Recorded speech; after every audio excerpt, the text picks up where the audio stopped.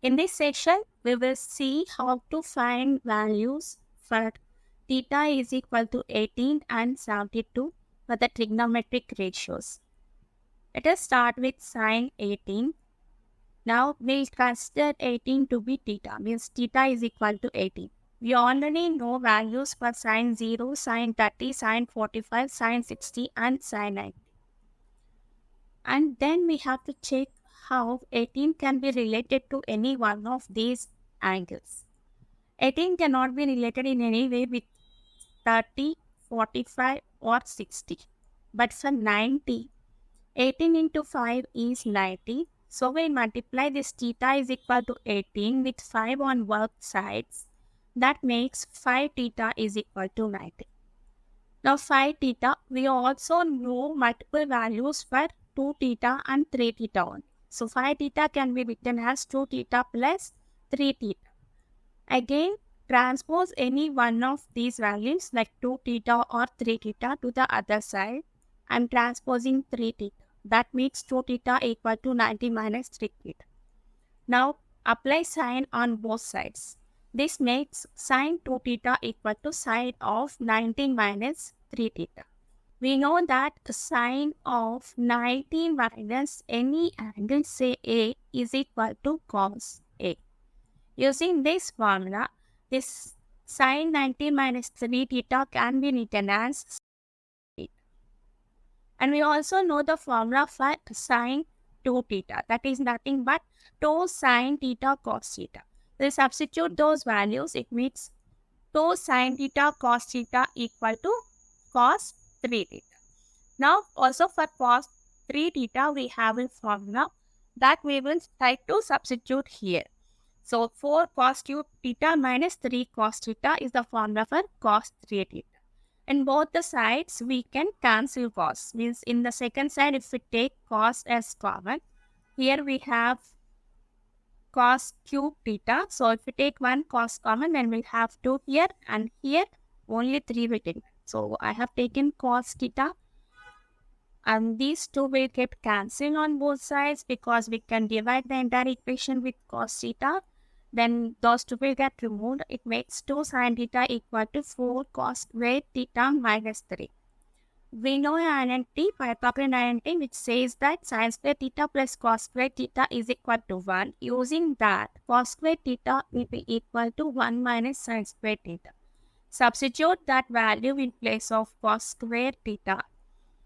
Here is a substitution. Now just multiply this. This becomes 4 minus 4 sin square theta minus 3. Minus 3 and 4 makes 1. 1 minus 4 sin square theta. So 2 sin theta equal to 1 minus 4 sin square theta. Bring all the terms to one side. That makes 4 sin square theta plus 2 sin theta minus 1 equal to 0. We are transposing this to the other side. Now if we look this is like a quadratic equation. So let us take in place of sine theta x. So when we do the substitutions, will become 4x squared plus 2x minus 1 equal to 0.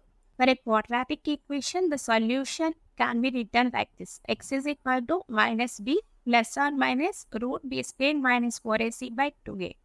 When we take plus here in plus or minus place, it gives one solution, and for minus, that would be the second solution. Now, when we compare these two equations, in place of A, we have 4, in place of B, it's 2, and in place of C, it's minus 1. Substitute those values in this, and here is the equation. Now, when we simplify 4 into minus 1 is minus 16. So, minus of minus 16 makes plus 16. Now the equation will get modified like this. This is plus 16. 4 plus 16 is root 20. Now again root 20 can be written as root 4 into 5. Root 4 is nothing but 2 and root 5 will remain as this. We write this here.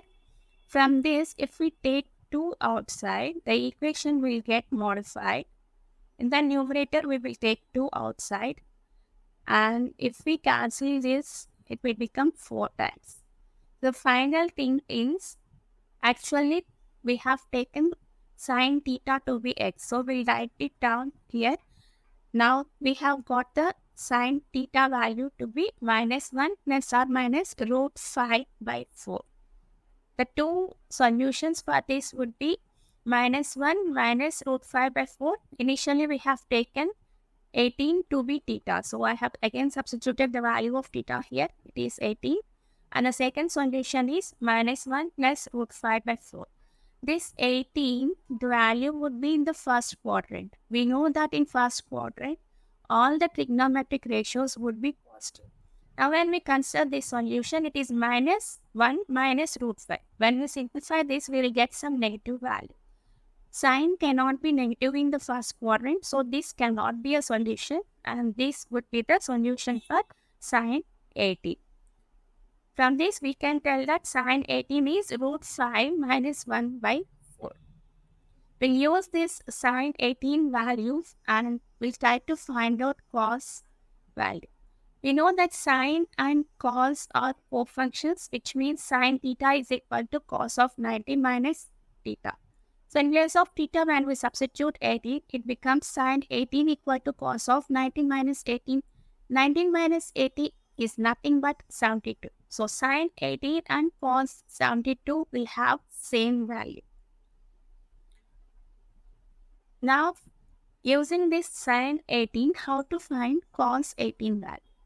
We know the identity sin square theta plus cos square theta equal to 1. If we rearrange the terms here, we get cos theta is equal to plus or minus root 1 minus sin square theta.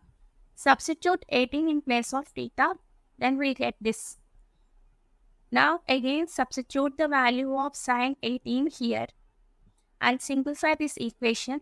The numerator is like a minus b whole square, which we know to be a square plus b square minus 2ab. Here a is root 5 and b is 1. And substituting we will get like this. A square means root 5 square is 5. B means 1 square is 1 minus 2ab. So 5 plus 1 is 6. Here we get root 1 minus 6 minus 2 root 5 by 16. Now we can take the LCM here. That makes 16.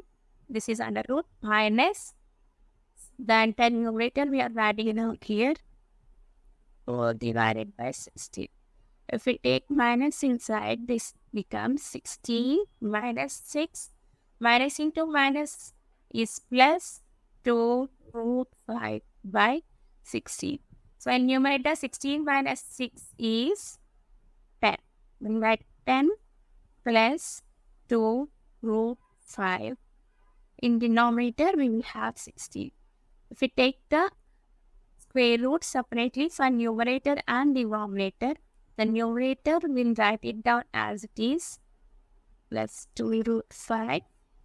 In denominator, root 16 means 4. We'll keep it 4.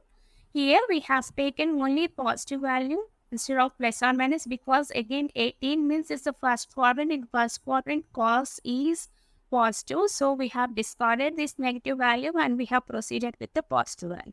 So this gives the final value for cos 18. That is root 10 plus 2 root 5. The entire thing is under root.